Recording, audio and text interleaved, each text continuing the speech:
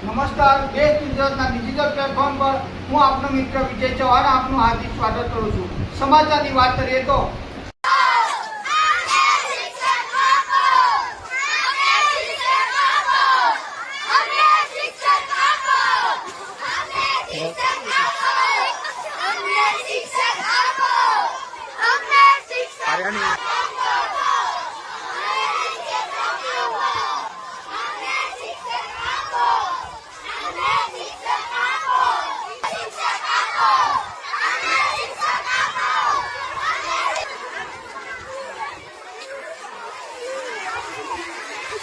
છે પણ મેન જે પાયાનો પથ્થર કહેવાય એવો શિક્ષક છે।